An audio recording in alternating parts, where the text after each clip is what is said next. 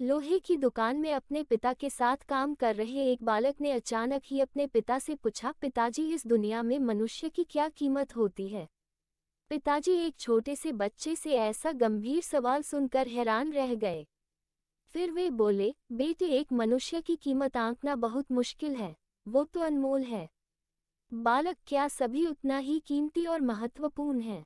पिताजी, हाँ बेटे। बालक कुछ समझा नहीं। उसने फिर सवाल किया, तो फिर इस दुनिया में कोई गरीब तो कोई अमीर क्यों है? किसी की कम रिस्पेक्ट तो किसी की ज़्यादा क्यों होती है? सवाल सुनकर पिताजी कुछ देर तक शांत रहे और फिर बालक से स्टोर रूम में पड़ा एक लोहे का रॉड लाने को कहा। रॉड लाते ही पिताजी ने पूछा, इसकी क्या कीमत होगी? बालक, 200 रुपये। पिताजी, अगर मैं इसके बहुत से छोटे छठे कील बना दूं तो इसकी क्या कीमत हो जाएगी? बालक कुछ देर सोचकर बोला, तब तो ये और महंगा बिकेगा, लगभग 1000 रुपये का। पिताजी, अगर मैं इस लोहे से घड़ी के बहुत सारे स्प्रिंग बना दूं तो?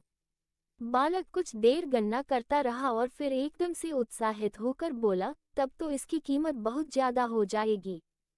फिर पिताजी उसे समझाते हुए बोले, ठीक इसी तरह मनुष्य की कीमत इसमें नहीं है कि अभी वो क्या है, बल्कि इसमें है कि वो अपने आप को क्या बना सकता है। बालक अपने पिता की बात समझ चुका था। फ्रेंड्स, अक्सर हम अपनी सही कीमत आंकने में गलती कर देते हैं। हम अपनी प्रेजेंट स्टेटस को देखकर अपने आप को वैल्यूलेस समझने लगते हैं। लेकिन हम में हमेशा अथाह शक्ति होती है। हमारा जीवन हमेशा संभावनाओं से भरा होता है। हमारी जीवन में कई बार स्थितियां अच्छी नहीं होती है, पर इससे हमारी वैल्यू कम नहीं होती है।